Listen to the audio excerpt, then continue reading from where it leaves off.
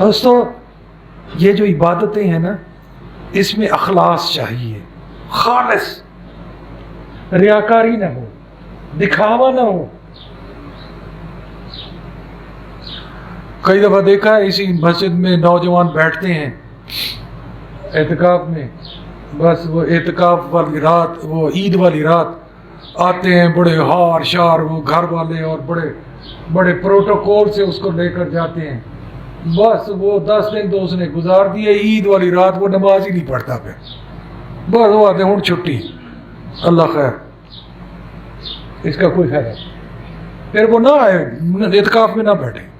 اس کا کوئی فائدہ نہیں۔ یہ پروٹوکول چھوڑ دیں،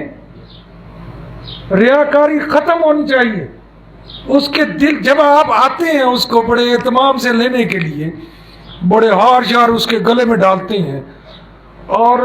اس شخص کے دل میں پھر بڑی عجیب عجیب کیفیت بنتی ہے، عجیب عجیب اس کے پھر خیالات آتے ہیں، ڈر لگتا ہے پھر کہیں اس کی یہ ساری عبادت ضائع نہ ہو جائے، ایک آدھ بندہ آئے اس کا بستر وغیرہ لے جائے اور اس کو ساتھ لے۔ یہ اہتمام نہ کیا کریں دوستو، یہ بہت بری بات ہے۔ آپ کہیں گے پتہ نہیں یہ پھر ایک نیا مسئلہ گھڑ کے بیٹھا ہوا ہے، آپ ناراض ایک تو بڑی جلدی ہو جاتے ہیں لدانے والے، بڑی جلدی ناراض ہو جاتے ہیں، کوئی صحیح بات آپ کو کروں صحیح میں، وہ پھر باہر تبصرے ہوتے ہیں، ہوٹلوں کو بیٹھ رہے ہوتے ہیں تبصرے، وہ حافظ صاحب یار عجیب باتیں کرتا ہے،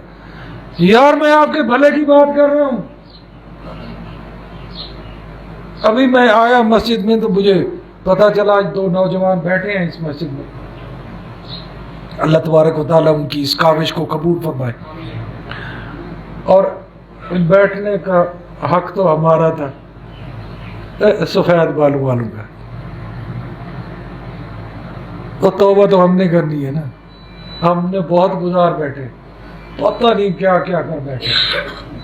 تو دوستو شب قدر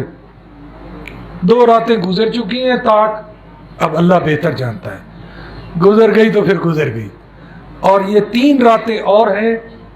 ان میں جستجو کریں، کوشش کریں، اور اللہ رب العزت سے دعا ہے اللہ تبارک و تعالیٰ آپ کو مجھے وہ رات نصیب فرمائے۔ اور ویسے حضور صلی اللہ علیہ وسلم کی امت پہ اللہ کی پتہ نہیں بڑی مہربانیاں ہیں یار۔ حضور صلی اللہ علیہ وسلم فرماتے ہیں اگر میرا کوئی امتی اس رات زیادہ عبادت نہیں کر سکا، بیمار ہے، بوڑھا ہے، نہیں کر سکا عبادت، تو پھر اس طرح ہے اگر اس نے با جماعت نماز عشاء کی ادا کر لی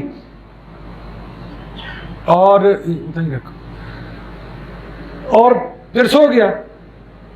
سوتے ہوئے وہ اللہ کی تسبیح بیان کرتا رہا، سبحان اللہ الحمدللہ اللہ اکبر، سوتے سوتے پڑھتے پڑھتے اس کو وہ نیند آ گئی،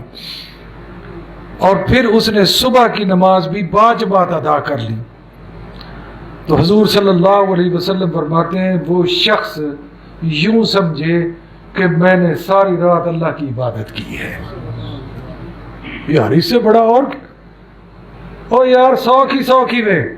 موجیں ہی موجیں، خدا دی قسم اللہ کی رحمت ہوں جوش چے عروج، اللہ کی رحمت جوش میں سمیٹ لو، جھولیاں بھر لو، خالی نہ جھولی لے جاؤ۔ وہ بدبخت ہے شخص جس کی جھولی آج بھی خالی گئی، بدبخت ہے، اس سے بڑی بدبختی اور کوئی نہیں ہو سکتی۔ اللہ رب العزت سے دعا ہے اللہ رب العزت آپ کو مجھے نیکی کرنے کی توفیق عطا فرمائے۔ وما علینا الا البلاغ، سنت پڑھ لیجیے۔ محمد کا روضہ قریب آ رہا ہے، محمد کا روضہ قریب آ رہا ہے، محمد کا روضہ